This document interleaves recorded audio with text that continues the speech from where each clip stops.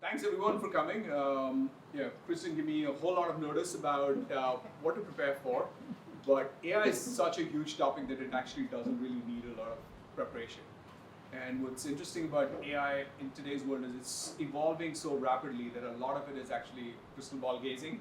And the best people to ask about crystal ball gazing are people who really thought deeply about technology for a long time.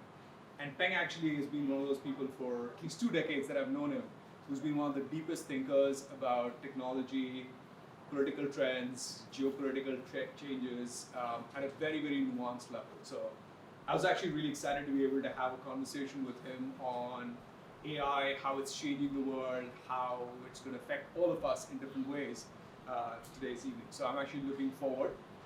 Should we start with a quick round of introductions? Yeah. I'll start. As Chris mentioned, I was at Google for a very long time, 15 years. As I joke, if you had life imprisonment, you typically get released after 14. So it just took me 1 extra year to get out. But jokes apart, loved my time at Google. So great to meet many of you. Seeing you after a number of years. I left about 2 years back to start Arta Finance.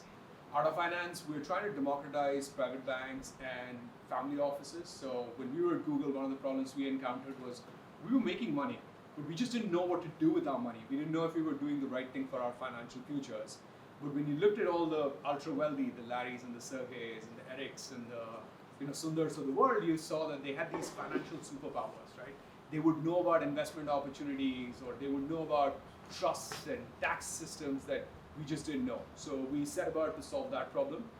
So that's what we're doing at Arta Finance. We're trying to make those financial superpowers available to people at scale. Anyone who has hundreds of thousands of dollars to a few $1 million.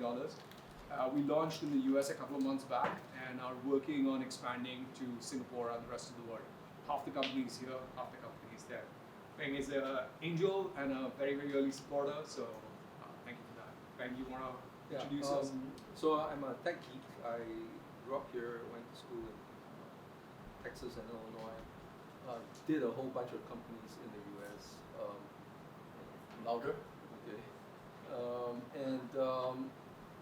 ended up in China about 15 years ago. Was a venture partner in a company called GSR Ventures, which did some of the biggest deals in China, like DT and Ele.me, a whole bunch of others.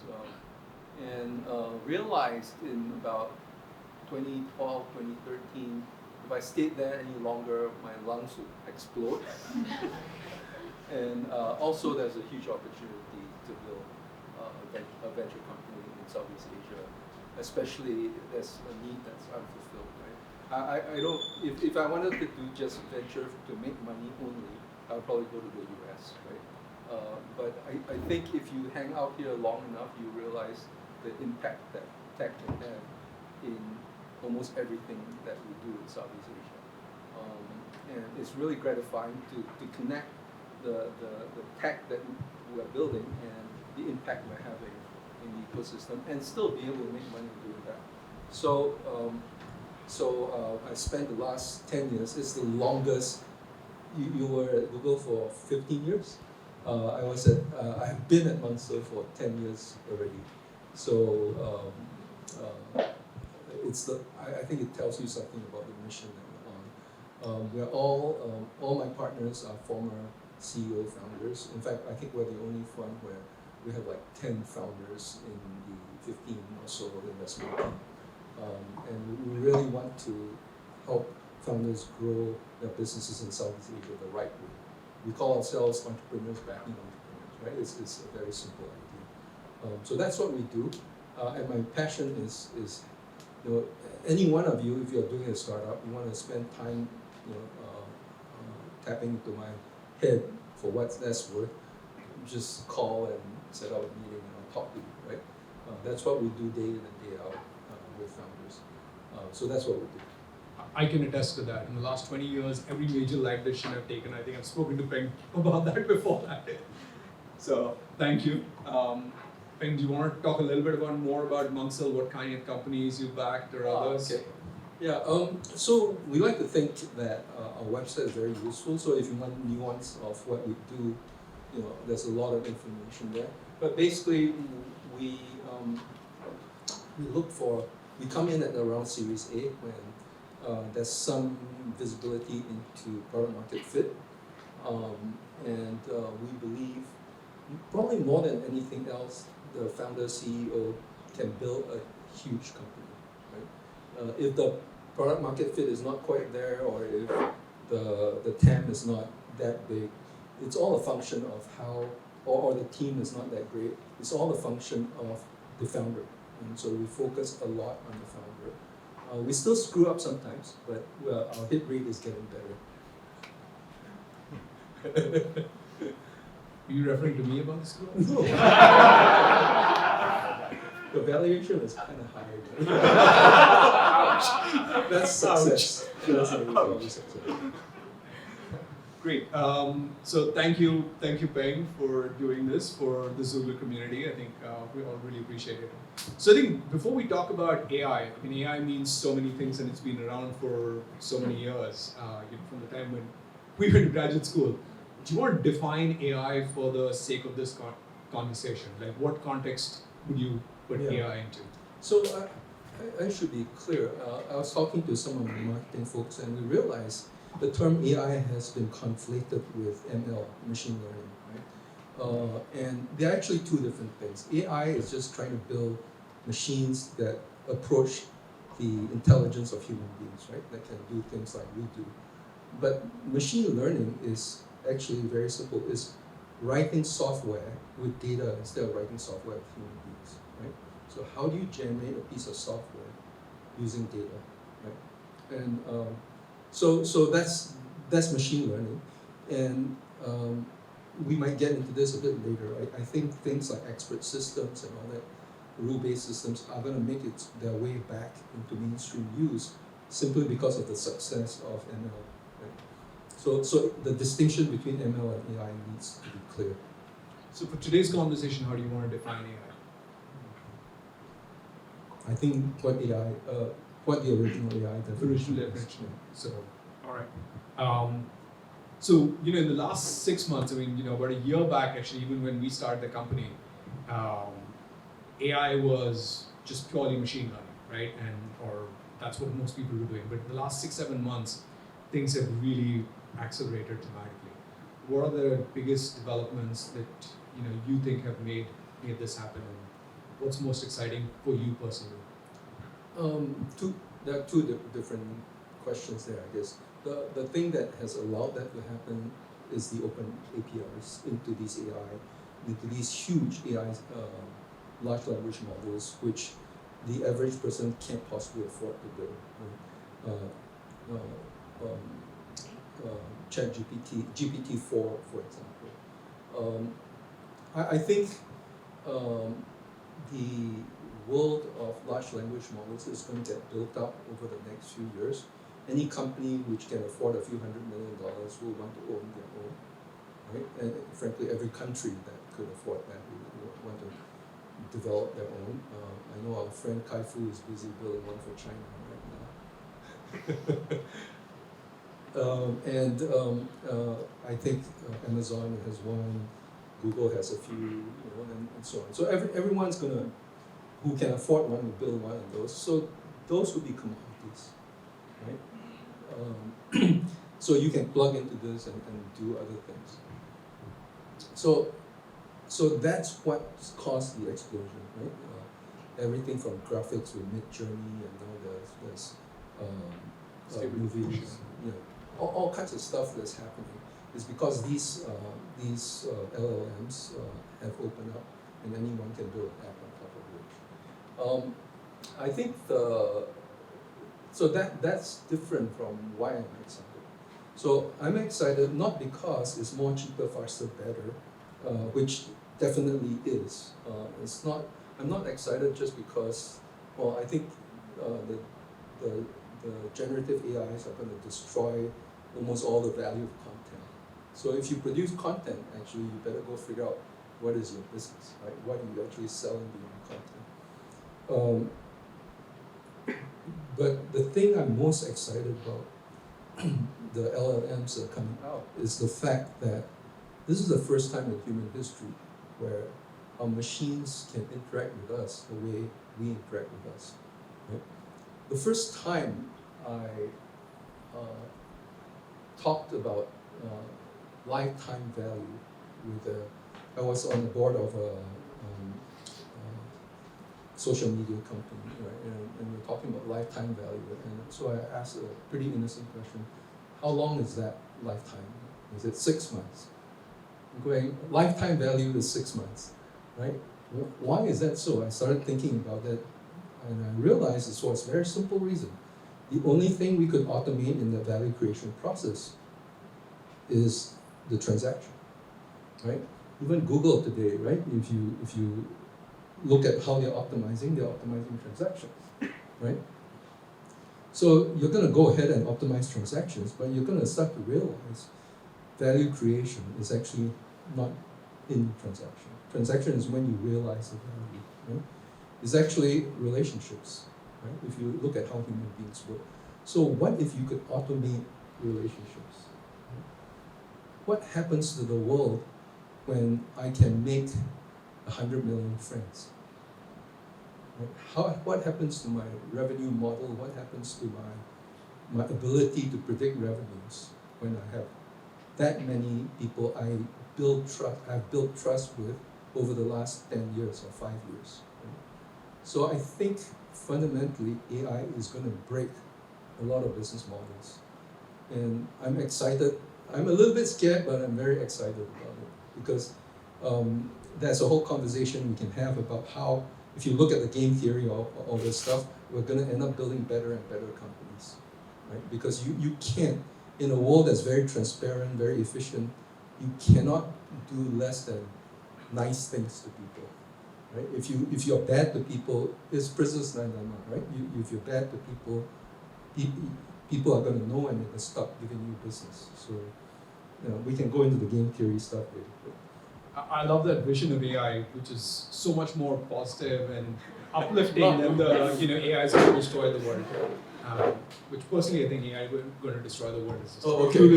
It can do that too. No, I don't believe in that completely. Okay. I believe I'm much more in your. I'll give you a scenario where that can happen too. But I shouldn't have challenged me. But do you want? What are the more interesting business models that you started seeing being created around with AI? Yeah. At its core? So at its core, I think it's actually a very dangerous time to invest in AI because we are experiencing emergent behaviors that we don't understand, right? Which means it can go in any direction and you can't predict it. If you ask me to predict this stuff, I think the generative AI models, the neural networks that get spit out of these systems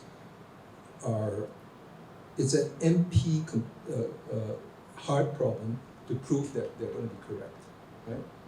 It's kind of obvious if you're in computer science. Basically it's impossible to prove they're correct, given their scale. So if you want to do more than just casual systems, you need to straitjacket this stuff, right? So I think this is where expert systems, rule-based systems need to come into action. Because I think the AI itself, you cannot prove that it's going to be correct, right? So if it starts doing crazy things, and you can see this in ChatGPT, right, or BART, most of the time it's correct, and when it's wrong, it's like, what? It's totally like in a tangent. And you need a straitjacket around that behavior because that could, if it's in certain systems, it could actually destroy a lot of value, right? So that's how I suspect it's going to evolve, but that's just my thesis, right? So a lot of things are going to happen in the next 3-4 years, and you're going to see all this thing play out. So it's very dangerous to be an investor in AI tech itself, specifically because of this sort of emergent behavior of AI, right? So that's one thing. But if you ask yourself, how can you create value, which is what you should be doing if you're CEO or the founder, it starts to become clear. What I mentioned earlier about my excitement about AI, can you start pulling in these technologies and start thinking in terms of a virtual relationship manager? And Caesar, you should be able to appreciate the relationship manager thing, right?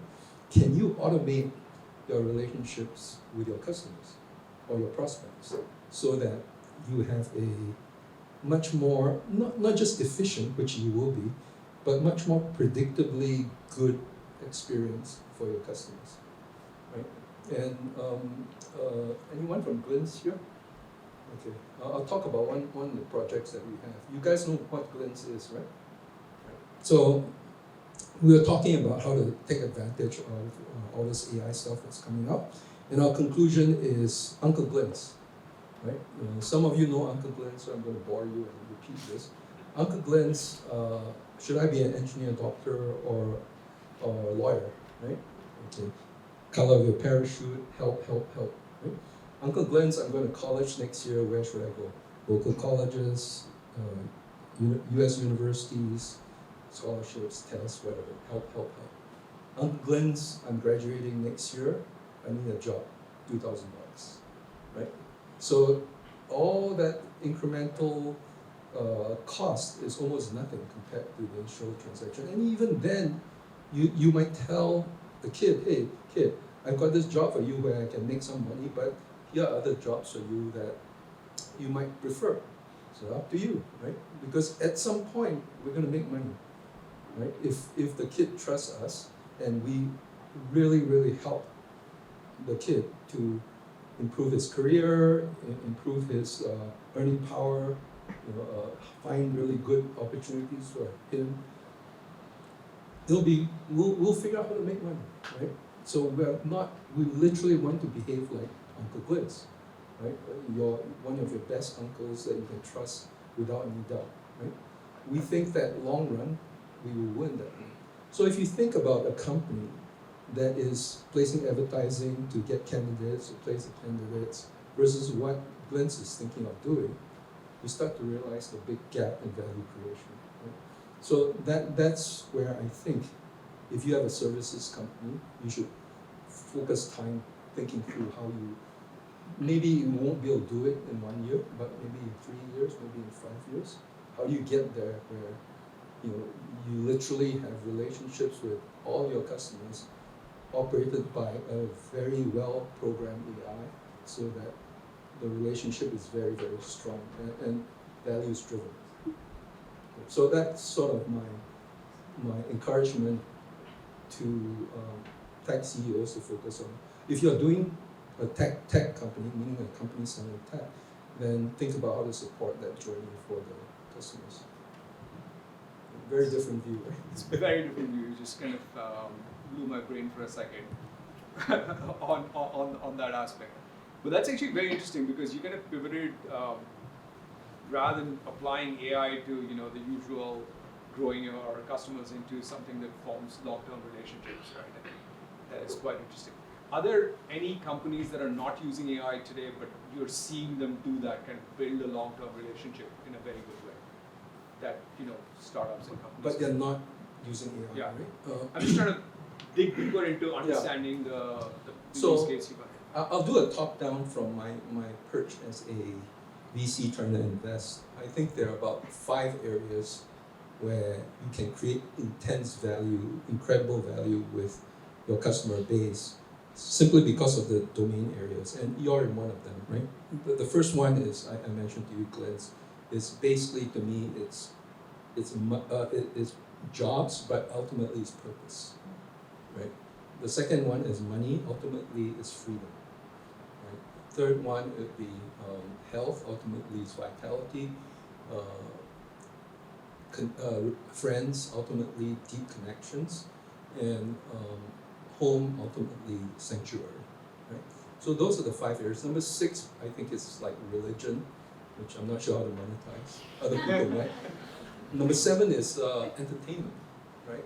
Which is about, ultimately, I think, identity, inspiration. You could probably think of ways to do it. Right? So if you are in those areas, don't think short-term transactions. Think long-term relationships. It's fascinating. So just digging deeper into that, you're building a company in one of these things. Like, this looks like a very long-term game, right? Yeah, but it doesn't have to be that long-term, because these AI systems actually improve productivity, right? In the short term. So you actually, if you have a company that's manually, lots of physical human relationship managers, you can instead of just trying to replace them, you just augment them initially, right? So that means that your productivity goes up, your margins goes up, and you're more profitable, you can grow faster.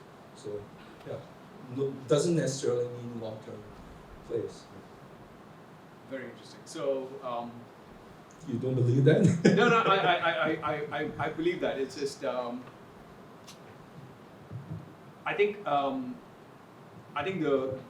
as a startup founder, now I'm putting myself purely in a startup founder perspective. Yeah. You're building a very, very long-term company when you're thinking about, your next funding round, how to stay alive for the next year or 2 years, are sort of two different problems, right? So balancing those two, like, I can easily see if you were at a Google or a Facebook or a Microsoft, you can plan for the long run. But as a startup, like, and maybe this is appealing to your other side, the VC, which is, what advice do you have for many of the people here who are building companies of how should you build a company in this kind of a world? Yeah, this is actually the most recent set of conversations I've been having. It's about risk management. It's about risk, basically. 70-80% of companies are going to die because of the product market fit risk that you're taking. Right? The numbers are actually a lot worse if you take a look at all products. Right? It's like 95% of all products fail. So if you're a leader of a team that's about to hike off into the jungle, and you have because of certain characteristics of the terrain, you have a 70-80% chance of dying. What's the first question you should ask?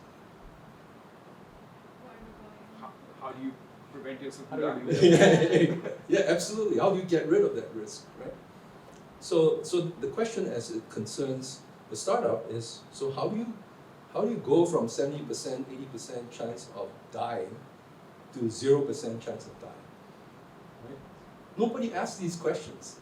I'm totally blown away that it's 30, 40 years into the startup world, and we're just starting to have these conversations. Because I guess the last 10, 15 years there's too much money, right?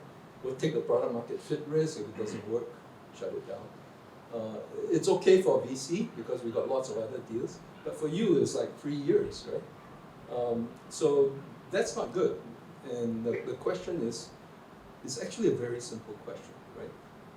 Frankly, it's easier to do it in emerging markets than it is in developed countries, but Caesar, you know how to do it because you work with private bankers left and right. So you know how they build their business, how they charge for profit, and all that stuff. You just do something a little bit better, and you've got a business, right? The point is, don't try to innovate too much, right? I mentioned Glenn's.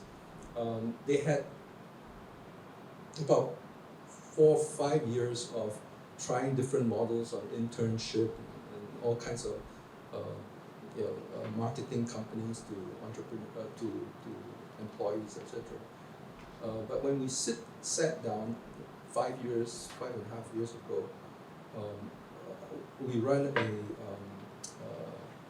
a seminar, a weekend seminar for CEOs, maybe twice a year or so.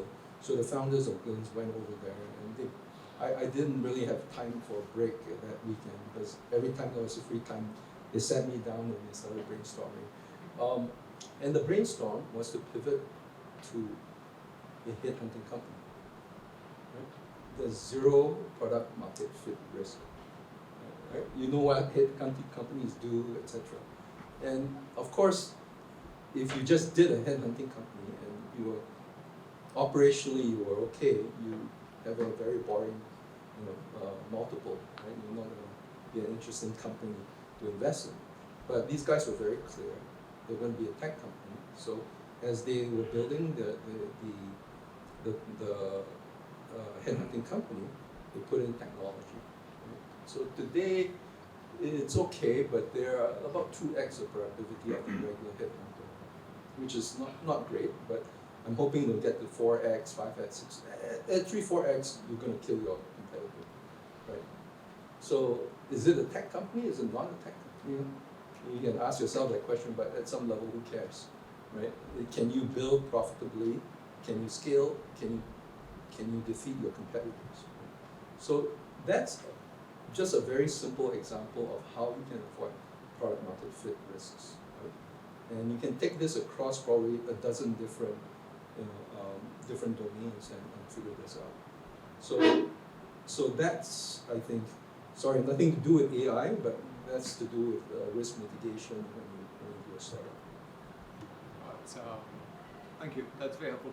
Let's move back a little bit to AI. Let's say you're a technologist right now. Many people here have just come out or have come out of Google or a big tech company, and you're trying to get smarter about AI and really get deeper in so that you can lead your company in the right direction or think about what the next set of stuff should be. Like, what would be your advice to these people on like how to come up to speed and what should they be doing with their time to like really get to a level of understanding and expertise in AI where they can effectively lead? The problem is the AI world is still in flux.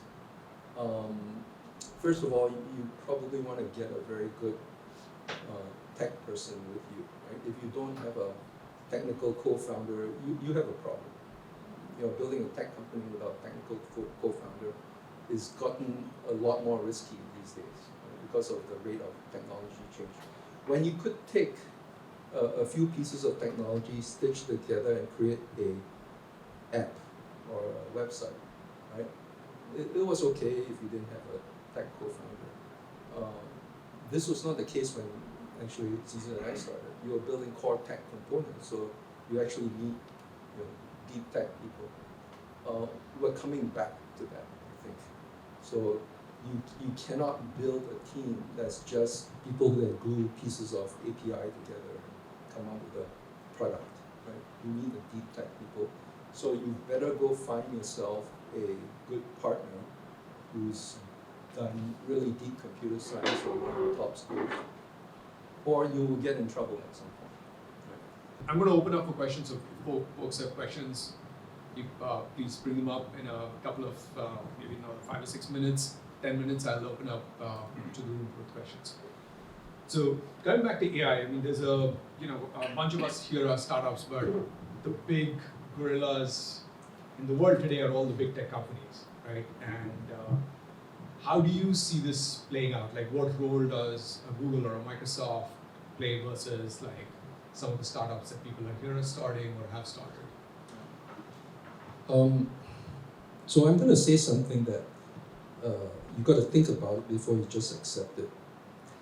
The only sustainable differentiation is proprietary information.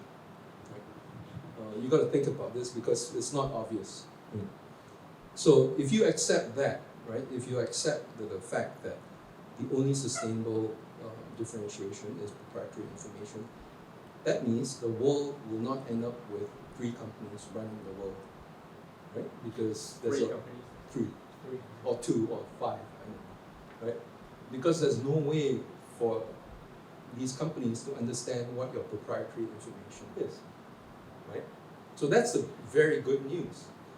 And on top of that, you now have AI to help you push, build really highly differentiated products based on your proprietary information. Right? So you better have a clear understanding of what that long-term differential proprietary information is that you're collecting, right? And ideally, it grows exponentially, not linearly, right? So the value of the company grows exponentially over time.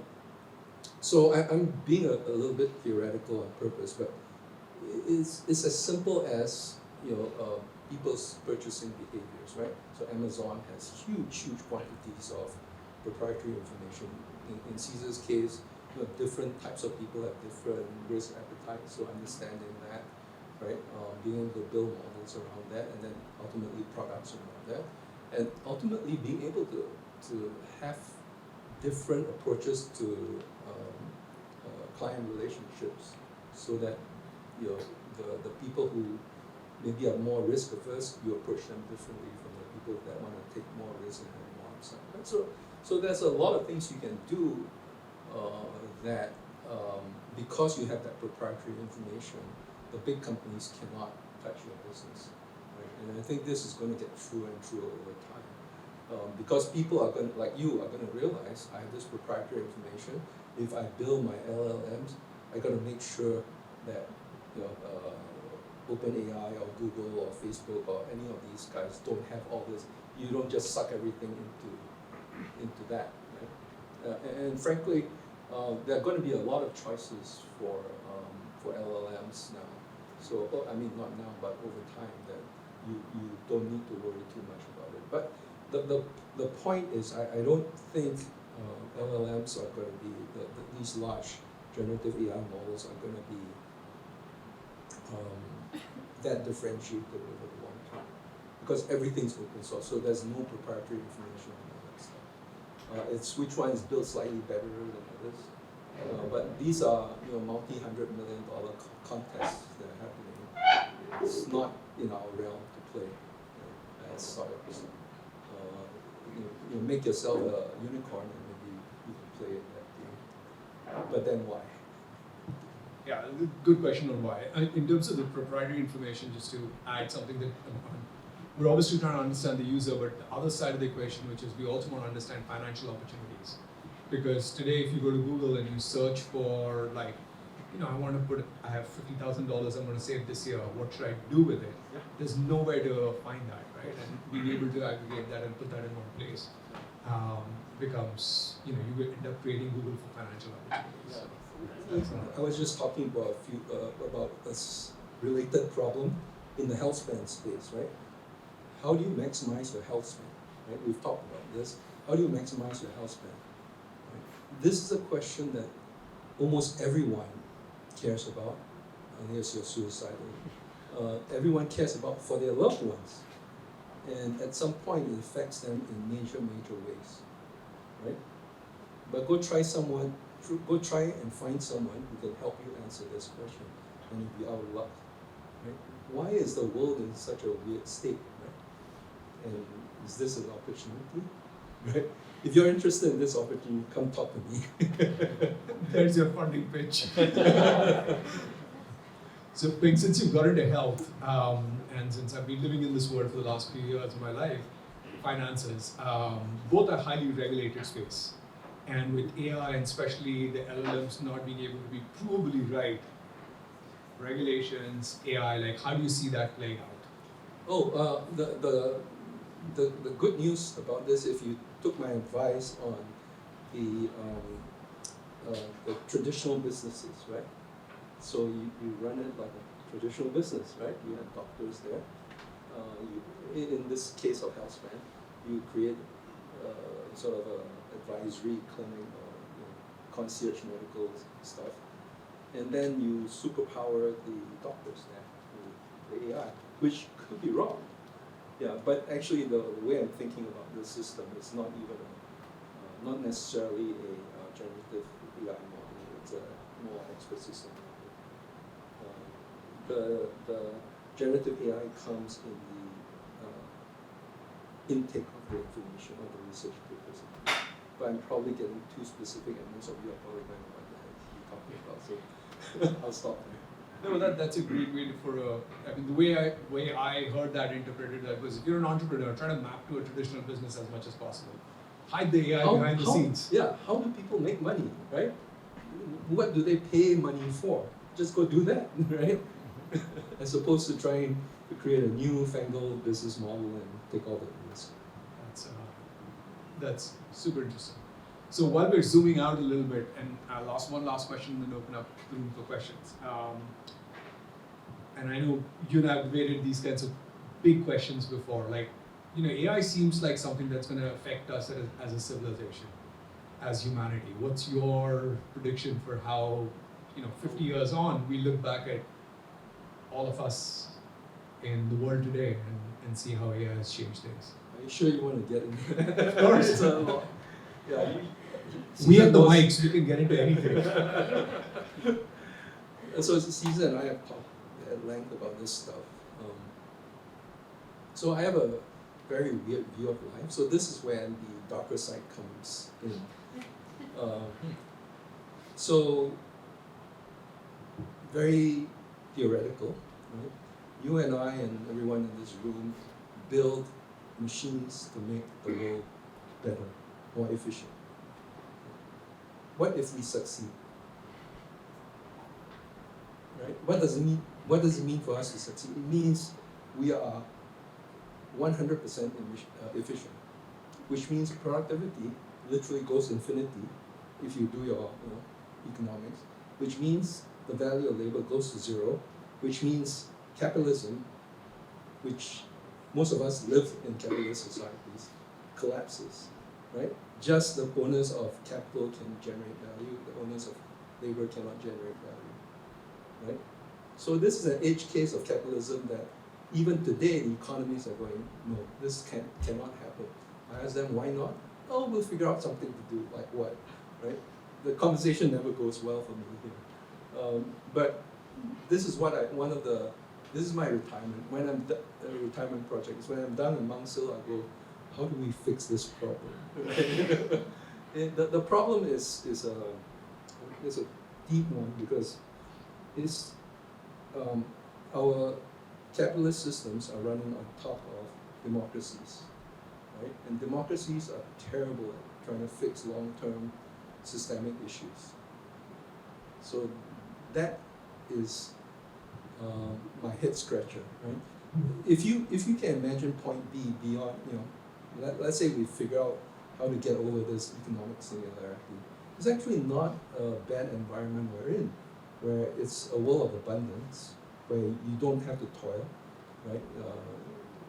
Minimum, what do you call it, UBI, universal basic income, all that stuff starts kicking in, and we really can, if you really want to be Boy Scout about it, or Girl Scout about it, or Girl Guides about it, you have the freedom to do what you really want to do passionately. You might join Elon Musk and go to Mars. You might become a researcher. You might become a dancer. You might worship God every day. It's really up to you, right? That's point B is almost like paradise, right? Except limited resources, not infinite abundance, right? But it's a system you can design for. The problem is, how do you get from point A to point B? And this is where I think the risk for all of us lie.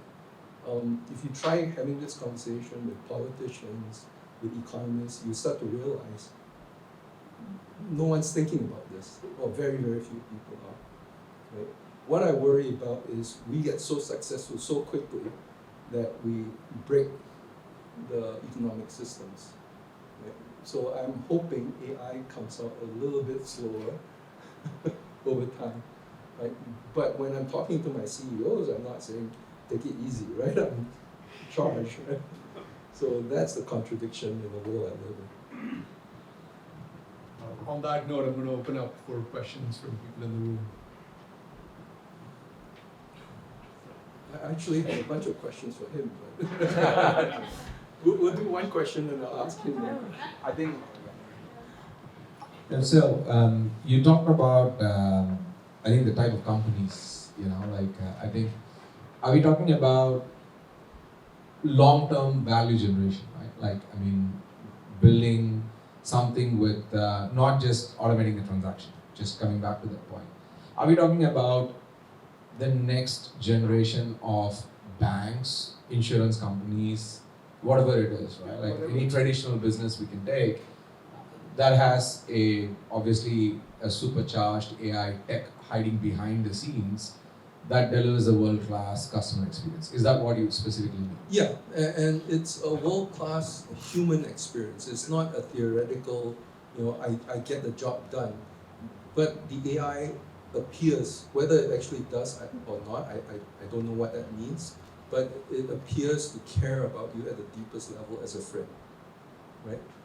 Even things that are not directly related. If you met a really good banker, for example, you know what that feels like, right? They don't just care about getting a transaction from you. They worry about, if you plan for this, do you have insurance for that? They worry about it. They worry about you not because they're trying to get the next cent out of you, but because they care about you as a human being. So the Uncle Glenn's thing is probably my best example because a longitudinal relationship over 5, 6, 8 years, right? Without any visible transaction, and even when the transaction happens, your imperative is actually not the transaction, right? So you basically, but the good news is the marginal cost and all that stuff is almost zero, right? It's a few dollars, right? Over years. So it's okay to behave that way, right? So you effectively become a friend to your user, your customer, client, right? I hate to use a user. User is when you do transactions, right? So clients maybe is when you do relationship management. So you actually want to make a friend out of this customer. For those of you who have built big companies, right? When you sell to your customer, you're not just trying to do a transaction. You know this, right? You're trying to build a relationship that lasts a long time, right? Any CEO here that's done the company realizes that, right? The problem with the system is you cannot clone your value set and your behavior into the system. You can try, but it will break, right? The good news with having AI is you can actually do that. So every single customer interaction is what you would do, right? Not what some relationship manager decides for the system, right? So you start optimizing for the long term. And my view is that there's some game theory around that which prevents you from profiting if you take shortcuts to creating value for yourself in the short term, right? Because compared to a company that doesn't, they're going to look a lot better to the user, client, right? And so they're going to get the customer in the long run. So I think both in the short term, it's interesting because it's going to create efficiency in your system, right? Because the AI will help your customer. So it's more efficient than using human beings. And if you keep up with chasing the AI down the right way, in the long term, you end up building friends, making friends with your customers, right? Which means the retention is lifetime. So lifetime value actually means lifetime. So is that what could give you the proprietary information that you can proprietary. potentially defend with? It's slightly different question, like Yes. Caesar mentioned, right? Some of the proprietary information could be the behaviors and characteristics of your user base. So yes, and then how to build that up into a community, right? How do you use one customer? Use is probably too strong a term to get you to other customers, right? The virality effect and all that. It's much easier if you're friends with them, right? So that's customer information, but there are other types of information that your company might acquire over time, right?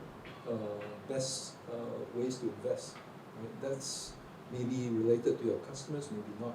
Right? So there's lots of proprietary information you can create.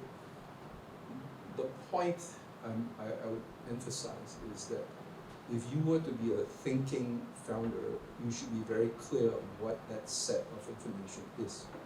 The long-term proprietary information, what is it, right? If I ask you, you shouldn't look like a deer in headlights, right? You should be able to this, and this is why. Right? Go ahead. I'm going to ask him something. Sure. I'll try to make What's your this name? short. This is Aubrey, by the way. Thank you so much for the talk and Sure. the conversations. I really resonated with what you shared about the point B, like the vision of what the future could be. Yes. But that really got me thinking, like we're talking about like 50 years from now, the system may not exist, or the economies Something that will we break. know Yeah. may not exist, or it will just take a completely different form.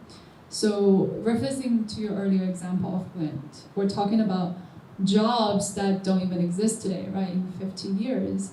So at this point, we are asking ourselves what kind of company that we want to build in the next 30 or 40 years, 50 years, but I'm also thinking for the next generation. Learning about AI and seeing how the world evolve in front of their eyes, asking themselves, what is really the point for me in the next 30 and 40 years? it almost bring up a topic that education, not so much so in the point that what can AI bring to the change of education, but it's more kind of like as an outcome, education has to change because of this trend. So I kind of want to take a brain on like what's your take on the future of education, because we're talking about information that we can't even predict what the future will look like and how we prepare them for the next. Yeah, the angle you're coming at this question very clearly is a first world perspective, right? I have a foundation called Solve Education, right? solveeducation.org, donate money, etc. Its mission is very simple, and Caesar has donated money. Thank you, Caesar. There are 263 million kids that don't go to school. Another few hundred million kids go to school but will never be literate. So about approximately a third of kids on the planet today under 18 will not be literate. Right? So if you want to talk about ridiculous states of the world, this is one of them.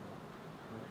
So if you believe the value of education comes, the economic value of education comes mainly from transferring information to the heads of kids. Can you do that? Can you do that without training teachers, building schools, building roads to schools, printing books, etc.? So we believe it's actually possible. Right? So we focus on that. Why is that?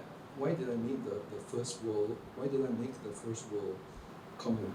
It's because no matter what happens to the world, I think it's good that people can understand how to read and write and do some math and understand some things about leadership and EQ and all that stuff. So some basic stuff. I think 1/3 of the world doesn't have that, right? So you got to realize this is a very, very raw, basic problem. It's got nothing to do with, do I need to learn AI because AIs are going to be programming AIs? Or, it's just basic stuff on leadership, on how do you lead people, how do you understand what's going on in the world. So that's a huge problem that I think we should think about how to solve. Because I would argue that most of the other problems we see in the world is because this problem exists. Right? So that having been said, let's go to the first world problem. The first world problem is, and I've had huge conversations with this. I don't have kids, so I don't have to worry about this as much. But every one of my friends with kids have had this almost debate with me on what do I train my kids in, right? Half the things I train, 3/4 of the things I could train them in, will be obsolete by the time they grow up and find work. So you got to get down to the fundamentals, right? Learning how to learn, learning how to lead.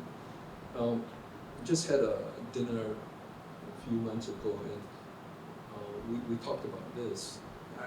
I don't claim that this is the right answer, but it got reduced to teach your kids how to lead people, meaning sort of a philosopher, warrior kind of perspective in life. Right? How do you teach your kids how to run machinery, which is AI, computer science, but beyond that, right? Just engineering and the hard sciences. So the first one actually gets into philosophy and all the neat stuff that you need to lead people, to inspire people. And the third one, this one might surprise some of you, martial arts. Discipline, but we were not just talking about like karate and that, but guns and weapons. Who are you having this conversation with? Somewhere in Texas? If you think about what could happen, right? The spectrum of things that could happen in society. As we approach economics and anarchy, you realize why that conversation went there. But I can build a little bit on what Peng said. From the first world perspective, and the question you asked, like really in the Singapore context. So my kids, when they went to school here, I was horrified because all the stuff that we're learning is not useful. Is now. Forget about 10 years from now, right? And my wife and I spent a lot of time thinking about this, debating it. She actually went deep into this and start something called Every Child at SG. But a key thing is we know what needs to be taught to kids. We have to teach them to collaborate well. We have to teach them to teach themselves, to learn, to ask the right questions, right? We have to teach them to be good to themselves, good to society, ask about like how they're adding value, right? The challenge is this is not how our educational system has been done. Our educational system has been, not just in Singapore, all over the world, is basically a factory working system, right? We are taught to know the basics and we can get to a factory floor and start punching out stuff. And that has dramatically changed. So I think world over, this is actually something that has to change. And one of the exciting things is AI is going to force some of that to change because kids are now starting to learn faster. Like I taught my daughter, not taught. She was using ChatGPT to do her assignments. Yeah. So I helped her understand, helped her figure out how not to get caught by use it for the informational stuff, but then rewrite a bunch of that stuff, right? Change all the paragraphs and things like that. Make a few mistakes. But because the reality is that's how the world is going to go. Why does she need to regurgitate and learn up all this stuff? All she needs to know is how to ask the right questions. How do you prompt ChatGPT and then get the right kind of answers? And so I think we generally need to evolve how we think about education pretty dramatically. There's actually a great video by Sal Khan, I don't know if you've seen it, on how Khan Academy is adapting. They build this tutor which like tries to teach you math but doesn't teach you the answer. It keeps prompting you. So it keeps telling you like, have you done that? Is that the right way? Do you want to think about it again? Which is sort of how a teacher does it. And it goes back to the same, like the long-term relationship, and can AI help you not answer that particular question at that point, but teach you actually how to find out the right answer. Very good point. Can I ask you a question? I've never asked Caesar this, and I'm wondering why. Can you tell us your biggest lessons so far in your entrepreneurial journey? I'm actually very keen personally to understand what you've seen, what you learned, or maybe it's the same old stuff, but you tell me. So I'll give you the business answer and then the philosophical answer. So I think the business answer is you've got to, like, one of the mistakes I think we've made so far and we're trying to fix is we've tried to be too smart. Too smart. Too smart. Exactly to the point what you were talking about, which is rather than trying to solve something incrementally better, we're like, how do you make it 10x better? That kind of works. That mindset might work very well at a Google or a Facebook or a big tech company, but when you're doing a startup, you've got to think about how to incrementally step to that future. You should know that's where you're heading, but you can't take a straight jump there. So I think that's one of the biggest things is to keep asking ourselves like, okay, we know what the future is, but what are the clear landing points you can step towards to that? Step one, step two, step three. So I think that's sort of the business answer. The more philosophical answer is, I think my startup journey has been much more about learning about myself and how to manage your own fears and excitements.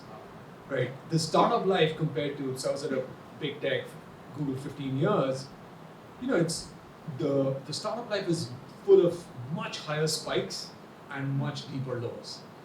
And knowing how to manage that and when you're extremely excited, not freak out, and be able to keep a cool head through that, I think has been, I don't think I have accomplished it yet, but I know that's one of my biggest challenges. So that's sort of been my biggest learning, second biggest learning. That's incredibly powerful, I think.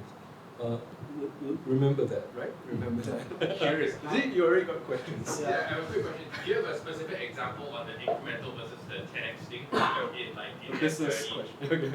Okay. It is proprietary, it's okay. No, it's not so much proprietary as, so I'll give you one example that we didn't do. So we're building a digital family office. A big part of our team is a bunch of people who came from the quant finance world. They use mathematics, finance to do public market investing. Super smart guys. We combine that together with AI and machine learning and make it be available to everyone, right? So we started working on this. Now, a very obvious thing for a family office to be able to do or a private bank to be able to do is to let people buy and sell stock. right? And we always said, this is so easy. We can always do this in a month. Why bother doing this?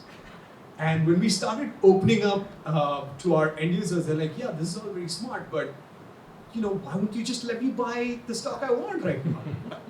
So it was, and we did it. I mean, it wasn't very hard to do. But the funny part was, for the first few hundred users, they were like, are you guys like weird or idiots that like the most obvious thing you didn't do? And so I think that would be one clear example, which, but there are many more I've found in our stuff. Like it goes down to even things like naming products. Like we ended up being too clever about some of the names. Like just a more simple, basic, boring name would have been much better. Good thing is, at a startup, you can make changes way faster than you can make at Google. So, it takes us 20 minutes to make a change and push it out. But that would be one of those examples. Oh, sorry, thank you. For him? No. Both of you, Okay. maybe. Hi, I'm Ari Besman. I guess I'm trying to figure out how to share more of your optimism about where AI is taking us. And maybe it's the game theory question that you sort of talked around. And setting aside the economic singularity, setting aside whether we're heading towards fully automated luxury gay space communism, setting aside whether martial arts is a good thing to learn or not. But I want to go back to the way you started talking about this, which is automating relationships. And a way to scale relationships in a way that human beings can't do, just because of time constraints and resource constraints. And what I find myself thinking is that in normal human relationships, there are consequences for violating the social contract. There are consequences for hurting friends, family, close clients, things like that. And in sociopathic relationships, there aren't, or at least one party doesn't care about the consequences, right? And it almost feels like the dark side of capitalism, this kind of extractive nature of things, is sociopathic entities, corporations, maybe squeezing every last dime out of humans. And I just wonder if it's possible to scale relationships. Won't the sociopathic ones outcompete? Why won't they? That's my question. You were the one who raised this. Yes. So game theory, right? If this was a business dilemma in a very large population where there's no information flow, then yeah, you could get away with these sociopathic behaviors, right? The good news is the number of transactions companies have to do to actually be significant, is done in broad daylight, right? A lot of, and with AIs on the side of consumers, it's going to be even more visible. Complaints are going to be visible. Cheats are going to be visible, right? You look at. I was just watching this. What's his name? Vivek.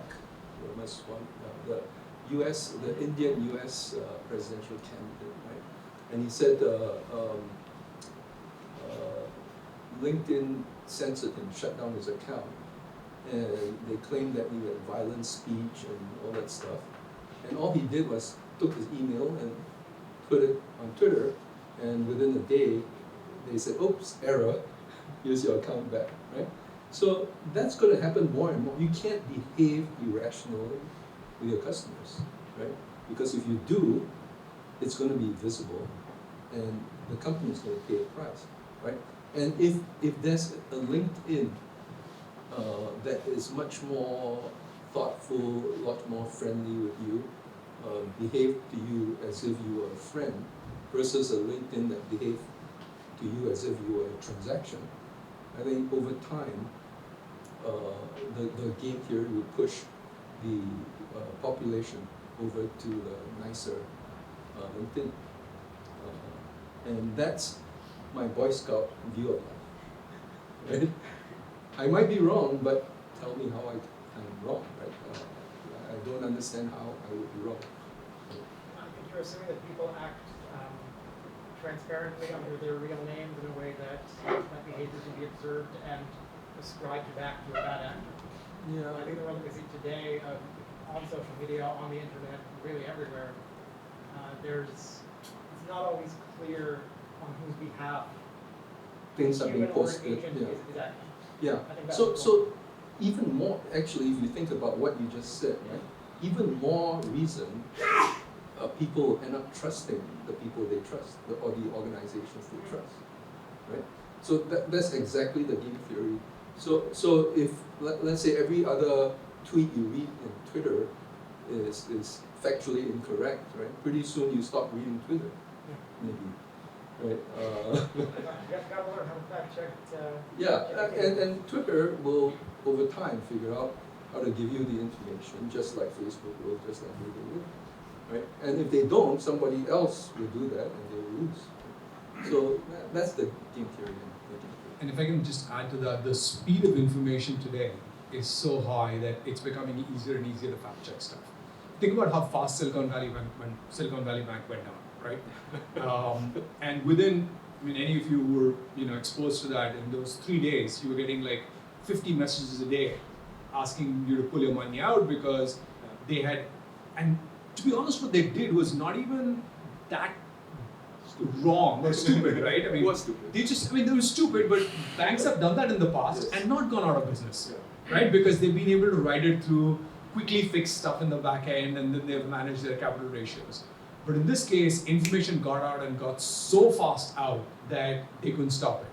So I'm much more of a techno optimist. And then the other thing I'd go back to is like every major new technology that has come out in humanity there's always been fears that it'll destroy humanity, right?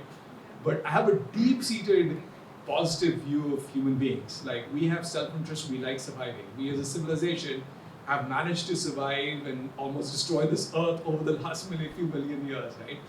And so I think this is also one of those areas where we as a race will figure out how to use this technology in a better way, where it doesn't completely destroy us and the benefits outweigh the negatives. I think it's important when you go down that path, not to just look at it from a spiritual angle, but take all your brains and go, why should it work, right? And how it won't work, right? So I was talking about economic singularity. That's where you got a disjointed situation, so you got to go address it, right? It's not to be naive about it, but to be enthusiastic about the things that are going to turn out well, and to be careful and to be proactive about things you think that will screw you up. And that's true of life, and that's true of doing a startup. I have one question for Peng. My name is Sina. You briefly mentioned about the culture of these new teams of deep tech companies, and that, excuse me, and that now you will see people who are actually very competent in deep tech, as opposed to the past couple of years where people could no code, they were through stuff. Do you expect a significant change in the persona and composition and the competence of the founding teams that you will see over the next few years, or do you think it's just going to be like a slight change? Love to hear your answer on that one. But I think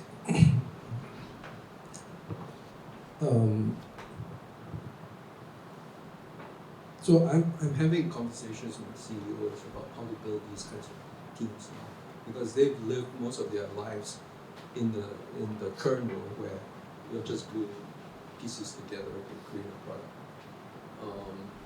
and they're going to start thinking differently. So some of them are the ones that are a little bit bigger. They are allocating millions of dollars aside to go build out these deep tech teams, and they fully expect that deep tech team to culturally, internally at least, be different, but values-wise, I'm sure it's the same. I think the problem as a whole is, momentum is a really hard thing to shake off.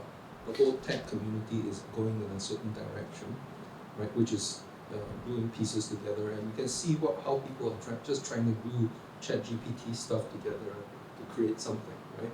and those things are not going to sustain. Right? They're going to break. If you look at how people are hacking together ChatGPT products, right, you realize how precarious the engineering is, right? So that stuff is going to get in trouble. A bunch of companies are going to, the tech companies, tech companies selling tech are going to slam, some of them are going to slam into the walls because the emergent behaviors require different solutions, right? So they're going down the wrong path. The tech companies building services around other tech might or might not get into trouble in the same way, right? Because their engineering of the product is very light, and the basic stuff changes out from under them. And so those are the failure modes I see. If you're going to be successful, you still need the team that glues together the APIs and create an app, right? But on top of that, you will need the team that will build you that customer relationship manager, right? And that's deep tech. And you can't just have someone who understands how to use the ChatGPT API and get things to happen. And that's where you need to get people, basically deep thinkers, to sort of walk yourself through this change in the world. Caesar? I don't know much more to add except that I think if you're going to build a company, you've got to build a team that is differentiated in some way.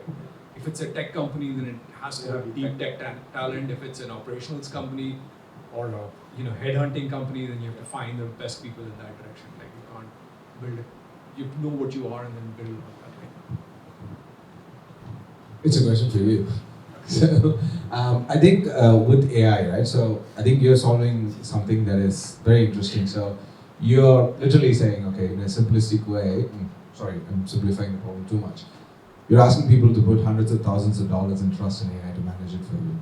So what are the behavioral sort of like engineering that you need to do as a product person? I'm asking this question in order for the customers to build that trust with the customers on a AI-based or machine learning-based product. So a couple of things. I think first of all, we think of this in 3 steps. First, you've got to be very transparent and educate your user, we call our users members. You have to educate the members about what you're doing. How is the system working?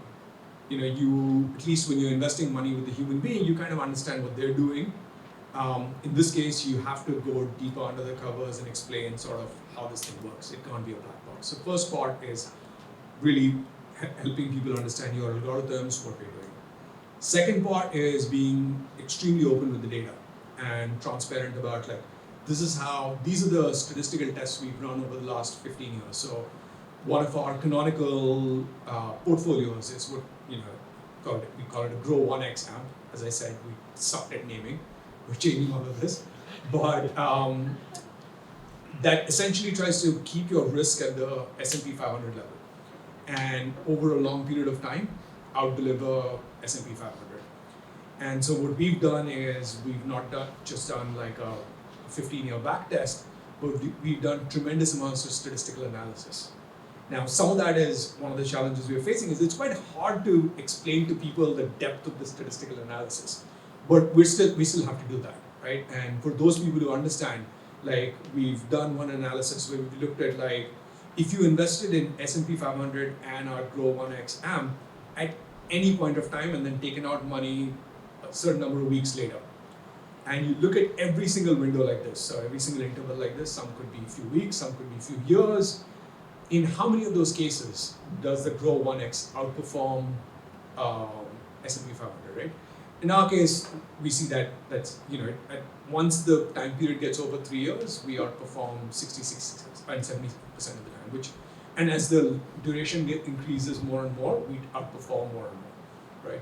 So I think you have to be open about the statistics. That's the second part, data. The third part, which is the most important one, which is where we're getting to right now, is people actually don't really trust systems. They trust people, right? So we're the way we've started, we're still actually invite only. We've started focusing on people who are already know us, our friends, angels who are in the US. We're regulated in the US, we haven't yet opened in Singapore. Peng would be the first person to get onto it once we open in Singapore. But in the US, we've started with our angels in the US, Googlers, ex-Googlers, and that's a community that knows that, at least knows us. So even if they don't get into the statistical analysis, or they're not financial experts who understand the quant algorithms that have gone behind each of these systems, they're like, okay, we trust these people. They know what they're doing. Then the next layer will be people who trust the people who have invested in this, right? So for us, it's a long-term game where we have to go and expand. And one of the interesting things is, this is very similar to a model in how today the world of investing works, right? Like when I first started investing, I went to Peng and said, Peng, who do you trust for this? And he recommended someone who I ended up trusting. And to be honest, I didn't have much time, I didn't know much about it, but the fact that Peng trusted this person meant that I could trust that person, right? And thereafter, I went ahead and recommended that person to many other people. And so it's a very similar model that we're taking to expand that trust. Can I ask you? So I'm very curious how you account for all these crazy world events like Ukrainian war, like the US printing crazy amounts of money, right? San Francisco falling apart. Does it make a difference in your investment? How do you account for these like non-quantitative things? So that's a great question. I'm glad you asked it, because that's an area of absolutely pure AI.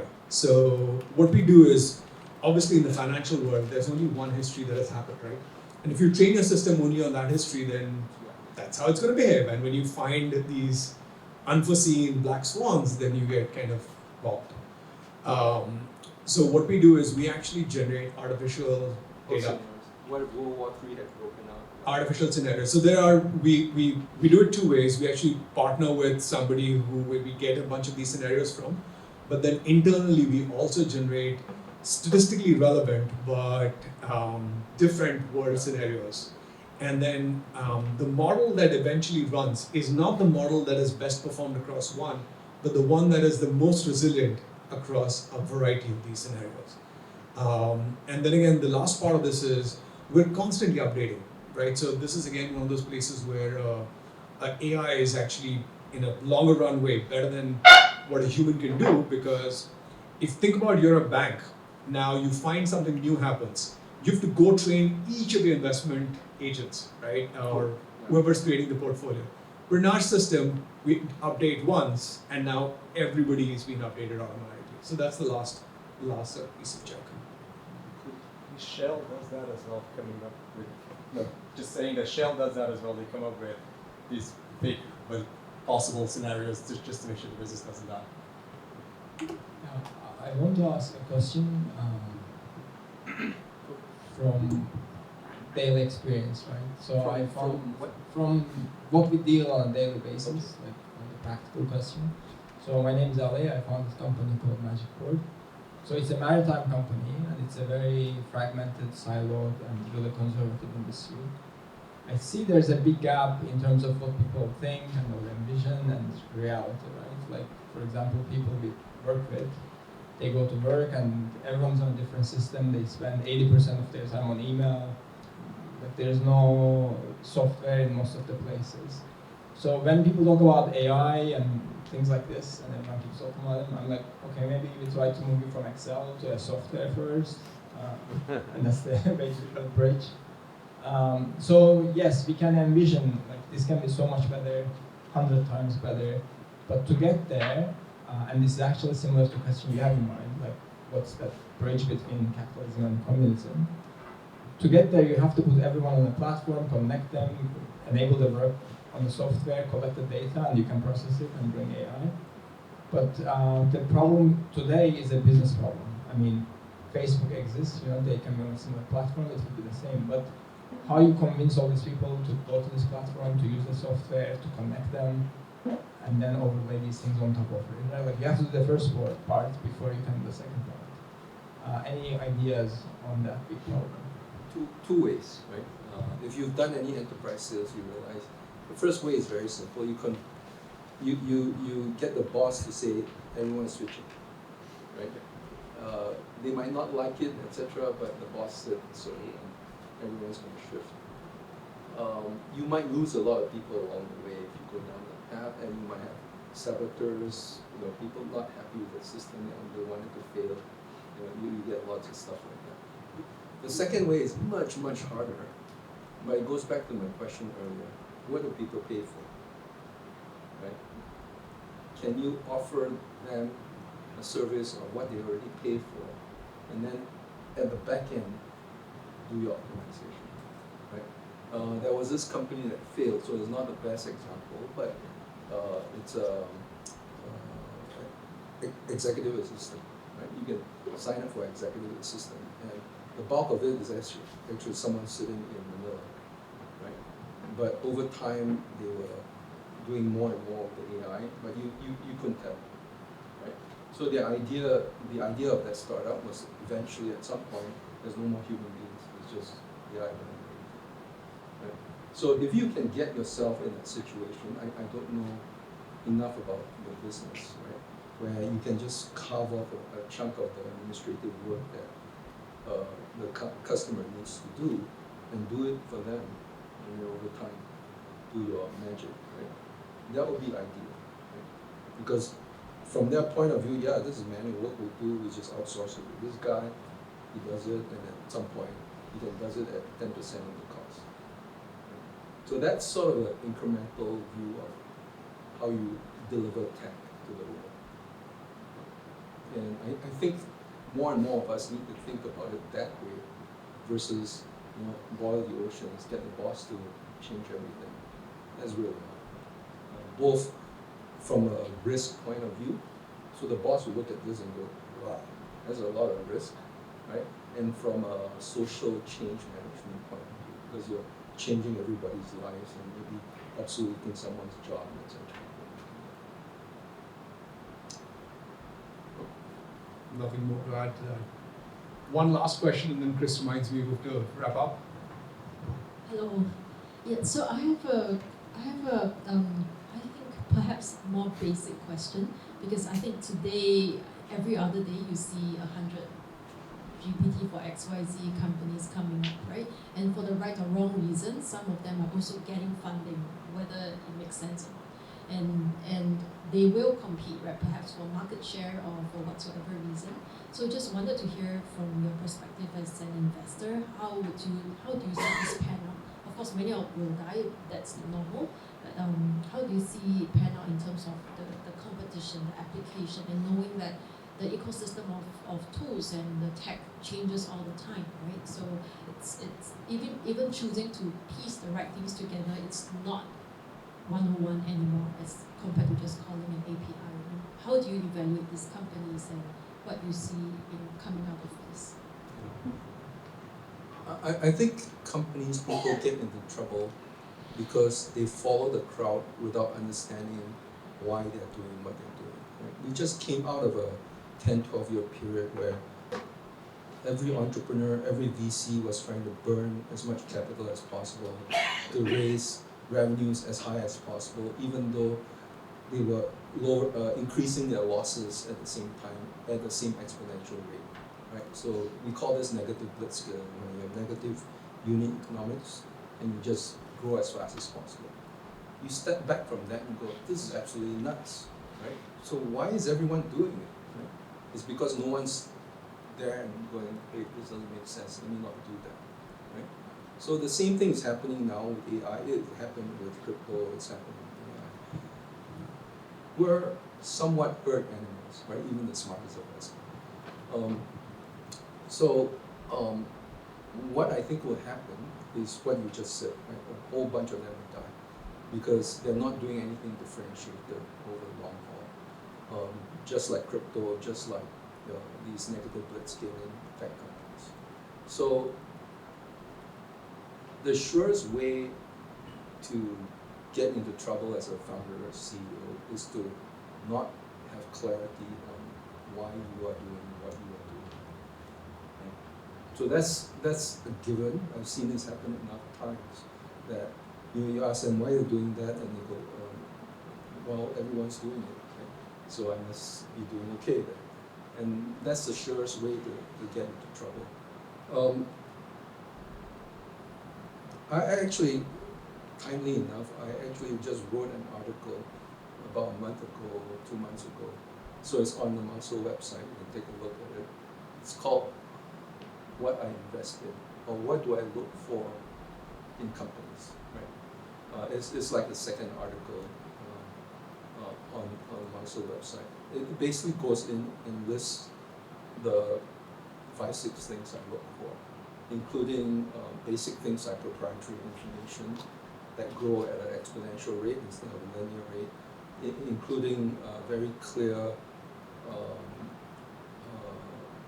models for growth that you have control over. So no LTV CAC versus R plus K.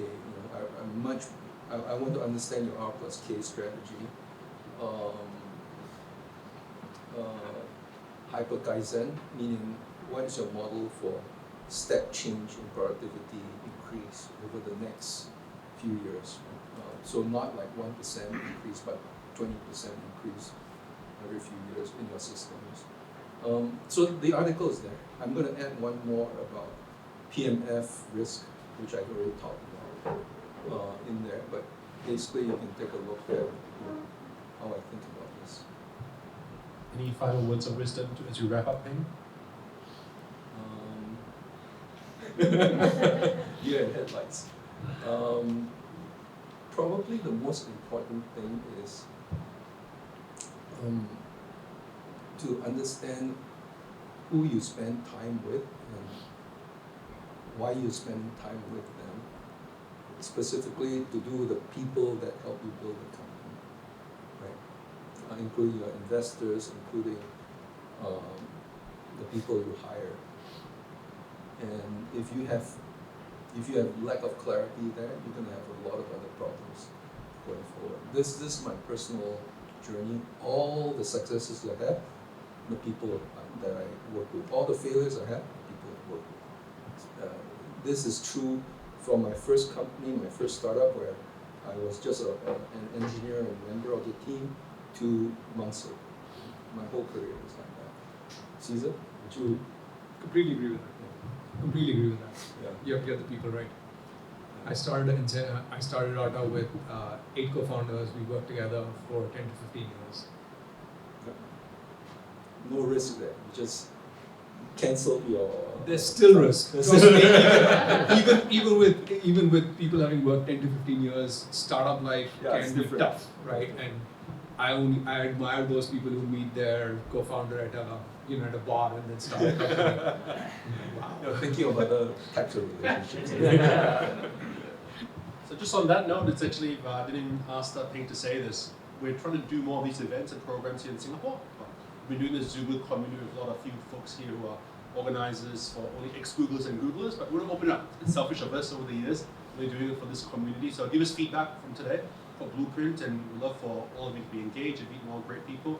Thank you for the Mangso team for organizing this, and also the Draper House. Thank you.